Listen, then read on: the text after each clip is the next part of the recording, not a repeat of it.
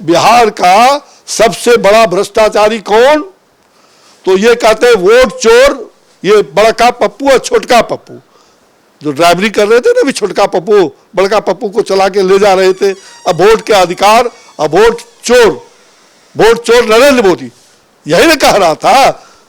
और हम कह रहे हैं वोट चोर गद्दी छोड़, यही नहीं बोल रहा था, कूपन चोर। अब देश का लोग कह रहा है कूपन चोर।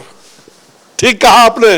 और इतना ही नहीं कह रहा बिहार के लोग अब ये कह रहे हैं चारा चोर, खजाना चोर, जमीन चोर, कूपन चोर, गद्दी छोड़ नहीं, बिहार छोड़। नमस्कार, सिटी पोस्ट लाइव के इस खास कार्यक्रम में आपका स्वागत है। मैं हूं श्रीकांत प्रत्युष और मेरे साथ हैं बीजेपी के कद्दावर नेता, जी हां, बिहार बीजेपी के चेहरा अश्विनी चौबे जी। आप तो बिहार बीजेपी की पहचान रहे, एक सुशील मोदी थे, एक अश्विनी चौबे थे।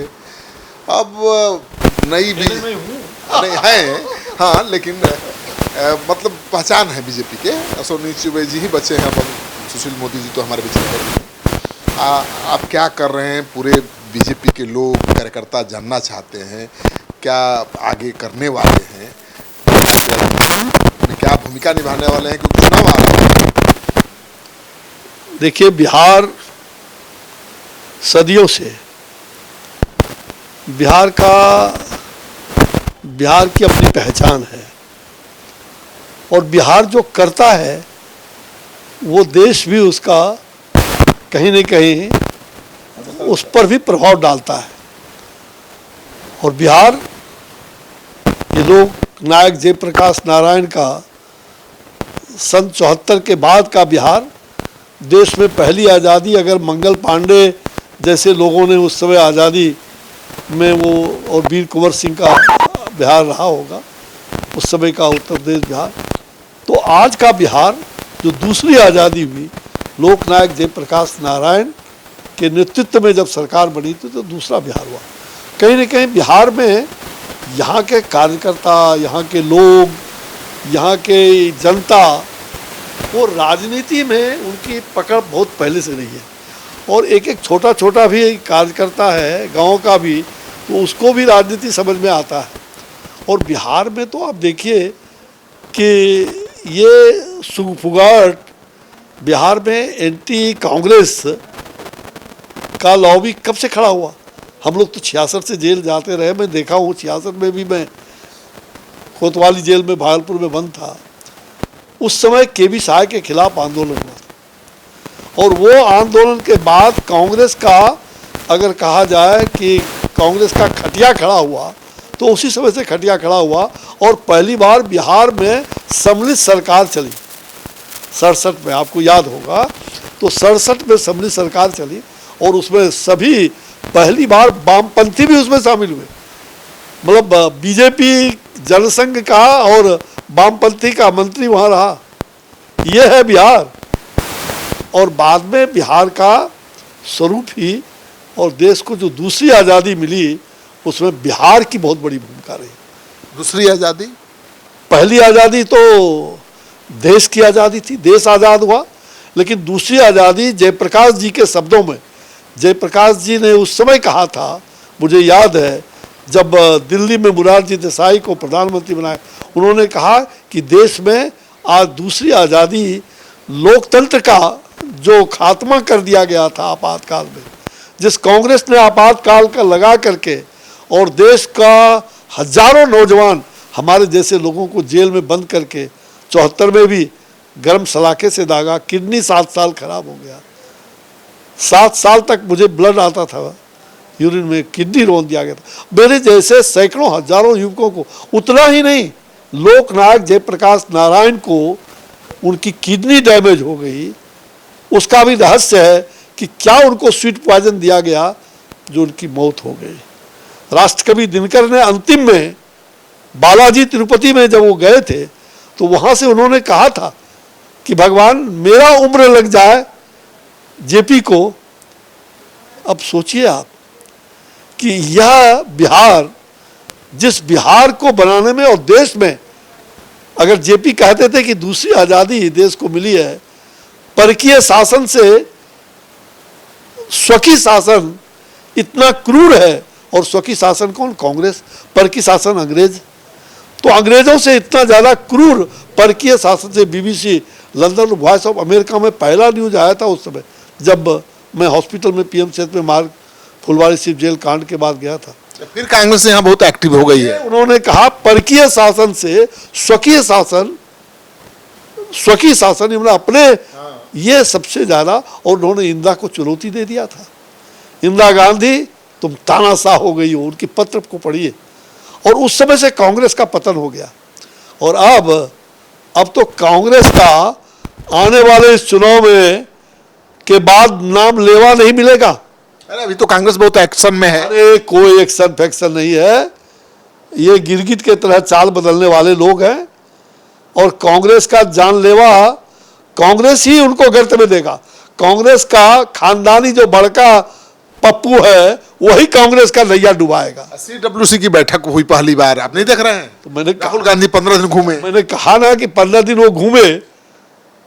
उन्होंने घूम करके नरेंद्र भाई मोदी जी की माता को गाली दिलवाया और चुप रहे। उनका तो यही स्वभाव है कि मां को गाली दिलवाए और चुप रहे। तो तेजस्वी की यात्रा में भी गाली दिया गया। तो वही मैं कहा था, नरेंद्र मोदी जी को मां को गाली देना कांग्रेस और तेजस्वी उनके मन से, कांग्रेस का मन था, तेजस्वी का मन था। ये लोग चुप रहे, आज तक नहीं बोले कुछ। तो ये तो जनता सब देख रही है ना, हर की मां और प्रधानमंत्री की मां को गाली दिलवाया और उस पर कोई एक्शन नहीं। ये देश की जनता देख रही है। बिहार के लोग बुद्धू नहीं है। और बिहार के लोग ये कहते हैं वोट चोर का अधिकार यात्रा निकाले थे बाबू साहब। अरे बिहार को किसने लूटा वोट? बिहार का वोट किसने लूटा था? सबसे पहले श्री बाबू थे, तो उन्होंने बिहार को बनाने का काम किया था। उसके बाद से जब बिहार में जो स्थिति कांग्रेस की पैदा हुई, नस्त नाबूद कर दिया बिहार को। लुटेरा, ये बिहार में वोट का चोर नहीं, वोट का लुटेरा पहला डकैती कांग्रेस ने किया था। ये कांग्रेस ने वोट लूटा था। दूसरी बार कांग्रेस ने डकैती किया था। दूसरी बार पहले राजनीति का अपराधीकरण किया कांग्रेस ने, और दूसरी बार कांग्रेस के जो पिट्ठू बने हुए हैं, आज कांग्रेस के गोद में बैठे हुए हैं, इनको शर्म नहीं आता है। जेपी आंदोलन में, उस समय भी जेपी आंदोलन में ये छात्र नेता के रूप में थे, हालांकि इनकी हस्ती कुछ नहीं थी। उस समय भी कांग्रेस के एक बड़े आला कमान, जो बाद में उनके बेटे समधी हुए, उनके बड़े आला कमान के यहाँ से उनका चाबी वहीं से घूमता था।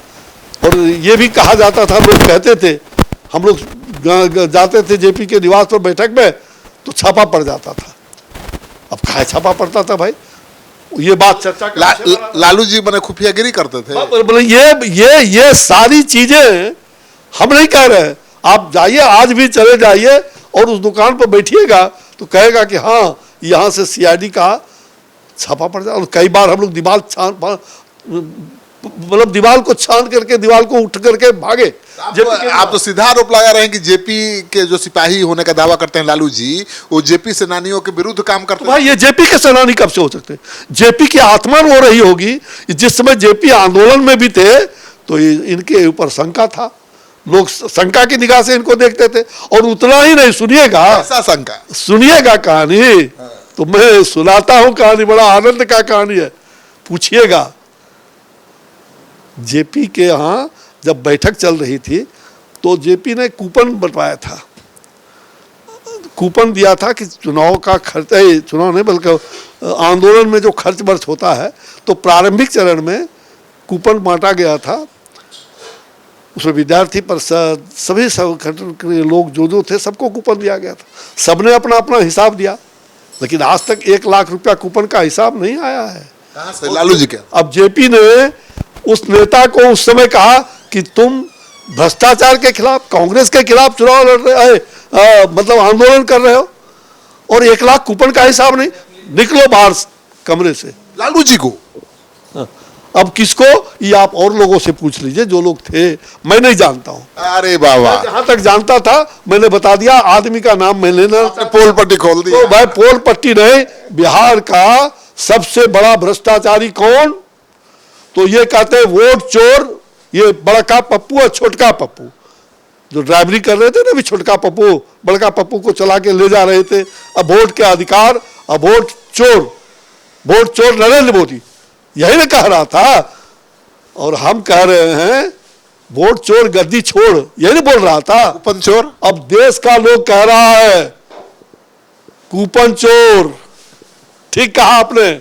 और इतना ही नहीं कह रहा बिहार के लोग अब ये कह रहे हैं चारा चोर, खजाना चोर, जमीन चोर, कूपन चोर, गद्दी छोड़ नहीं, बिहार छोड़। और नेशनल हेराल्ड चोर, देश छोड़। मां बेटा और भाई मिलकर के, दामाद मिलकर के नेशनल हेराल्ड में जमानत पर चल रहा है। चला है बिहार के अंदर नेता बनने, बिहार में नेता बनेगा। यो कांग्रेसियों पर बड़ा खफा है बाबा, है खपा है ये कांग्रेस। तो अब वो कांग्रेस रहा कहां? 1974 का डंडा भूले नहीं है लगता है। बाबू का कांग्रेस नहीं रहा, अब तो ये तानाशाह का कांग्रेस। और चले हैं लोकतंत्र का रक्षक बनने के लिए, संविधान का किताब लेकर के। पूछिए अंबेडकर जी को कभी जाने दिया? इनके नानी ने, इनके नाना ने, परनाना ने अंबेडकर जी को भीतर नहीं जाने दिया, लोकसभा के अंदर नहीं जाए। राज्यसभा में तो साक्षात उस समय कौन थे? हमारे भारतीय जनसंघ के संस्थापक, उन्होंने उनके लिए बंगाल से करके, और वो अंबेडकर साहब को राज्यसभा में, अगर अंबेडकर साहब संसद बने तो उसमें डॉक्टर श्यामा प्रसाद मुखर्जी का देन है। और आज ये लोग अंबेडकर जी को, जिसने नाम तक ले लिया, अंबेडकर जी और राजेंद्र प्रसाद को जो भुला दिए थे। आप देखिएगा राजेंद्र प्रसाद जी को प्रधानमंत्री बनने के लिए पहला साइन राष्ट्रपति का होता है, प्रधानमंत्री बनने का नहीं बल्कि संविधान का। मैं बोल गया, संविधान का जो बैठक हुआ और संविधान ने जो तय किया था, उसमें पहला साइन संविधान सभा के अध्यक्ष का होना चाहिए, और उसमें राष्ट्रपति के रूप में राजेंद्र बाबू थे। लेकिन आज वो कागज देखिएगा तो राजेंद्र बाबू का नाम नहीं, पहले जल्दी से प्रधानमंत्री बनने की होड़ थी तो उन्होंने लेकर कागज में अपना साइन कर दिया था पंडित जी ने। वो अभी भी दिखाई पड़ता है कागज, वो साइन देखिएगा तो आपको लग जाएगा कि बाद में राजेंद्र प्रसाद ने कैसे उस साइन को अपने ढंग से साइन किया। तो ये लोग, कांग्रेस के लोग बराबर, ये परिवार, ये खानदान, और जिस आतंकवादी को इन्होंने ढोने का काम किया, उस आतंकवादी के लोग, उस आतंकवादी के हाथों आज भी इनको लाज नहीं लगता है। देश के अंदर आतंकवादी, भस्मासुर की स्थिति इनकी हुई है। देश में 2-2 प्रधानमंत्री आतंकवाद के शिकार हुए।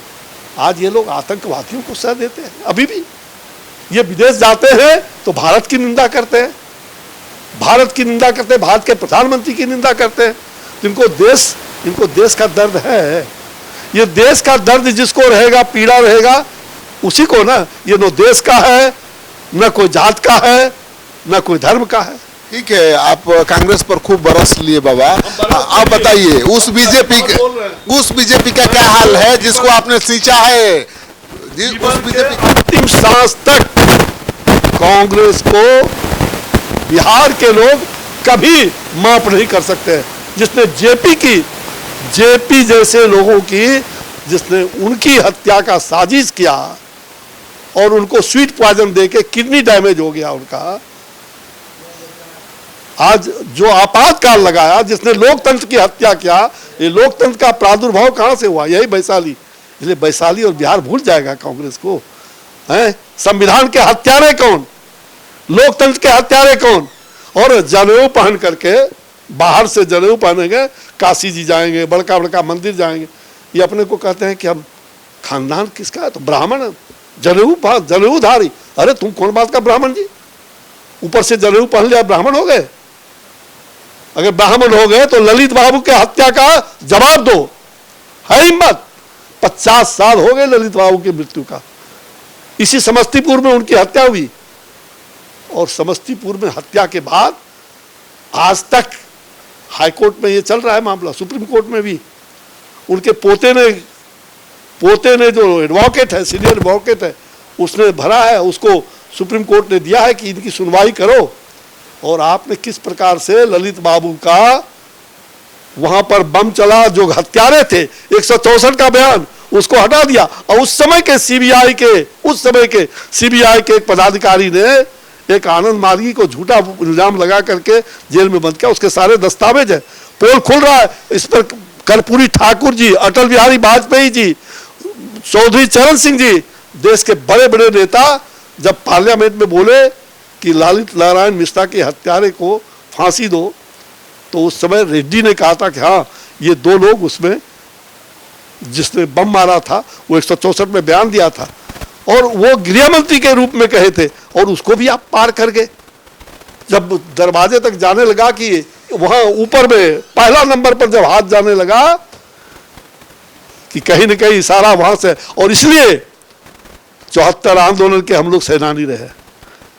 उस समय कांग्रेस के लोगों ने, कांग्रेस ब्रिगेड ने गोली भी चलाया था, और कांग्रेस के लोग पूरी तरह से इशारा ऊपर से होता था, लेकिन एक ही नेता उस समय था, उनका नाम ललित नारायण मिश्रा था। ललित बाबू जी कभी जेपी पर अटैक नहीं किए, और वो तो स्थिति ऐसी हो गई थी, उनको लगा कि बिहार तो कांग्रेस का कहानी मैं इसलिए कह देना चाहता हूं। और ललित बाबू को जब लगा कि ललित बाबू अब जेपी के यहाँ उनकी दस्तक होने वाली थी, उसके पहले ललित बाबू का निशान ही मिट गया। ललित बाबू की हत्या कांग्रेस ने करा दी। मैं तो जवाब देना कि किसने हत्या कराई। अरे भाई, यहां से समस्तीपुर से दरभंगा जाने में कितना घंटा लगता है बताइए? 1.5 घंटा। दरभंगा मेडिकल कॉलेज था, उस समय उनको खून चल रहा था, और उनको दरभंगा मेडिकल कॉलेज क्यों नहीं भेजा गया? उनको 14 घंटा 15 घंटा लगा था सैलून से ला करके, और कहाँ भर्ती कराया? तो दानापुर के रेलवे हॉस्पिटल में। कौन बड़का बड़का वहाँ सर्जन था, पीएमसीएच बगल में था। एक तो 15 घंटा लगा, पूरा खून उनका शरीर से चला गया। ये पूरी तरह से जिसने भी किया है हत्या की, और ये मैं नहीं कह रहा हूं, ये जस्टिस तारकुंडे का रिपोर्ट है। जस्टिस जो कर्पूरी ठाकुर जी बार बार कहते थे उस समय कि इस पर जस्टिस तारकुंडे के रिपोर्ट को लागू करिए, और बिहार के सीआईडी का रिपोर्ट है, ज्वाइंट रिपोर्ट, वो कह रहा, मैं अपनी बात कुछ नहीं कह रहा हूं। अच्छा बाबा, कांग्रेस का तो आपने तो ललित नारायण मिश्रा के हत्यारे कौन बनते हो? ब्राह्मण, पंडित। पंडित का हत्यारा कौन? कांग्रेस जवाब दे इसको। कांग्रेस का तो बखिया आपने उधेड़ दी बाबा। अब बिहार बीजेपी का क्या होगा? ये बिहार बीजेपी का क्या हाल है? प्रशांत किशोर रोज बखिया उधेड़ रहे हैं। बिहार बीजेपी जहां ऊपर में नरेंद्र भाई मोदी और नीचे हमारे एनडीए के साथी नीतीश कुमार और हम जैसे योद्धा, तो बिहार में भाजपा की सरकार बनेगी, सुनिश्चित है। इसमें कई भाजपा नेतृत्व और एनडीए की सरकार, भाजपा की सरकार बनने जा रही है। आप कान खोल करके सुन लीजिए, जमानत जब्त हो जाएगा। ये कांग्रेस और कांग्रेस के गोद में बैठ करके राजद के लोग जेपी आंदोलनकारी बनेंगे। प्रशांत किशोर के गोद में बैठ के देश का सबसे बड़ा भ्रष्टाचारी आज हमें कलंकित कर दिया। लेकिन चारा चोर, खजाना चोर, भारत और बिहार छोड़, ये जनता कह रही है। बिहार छोड़, खानदानवाद, ये ऊपर का खानदान और नीचे का खानदान, पप्पू बड़का और नीचे का पप्पू।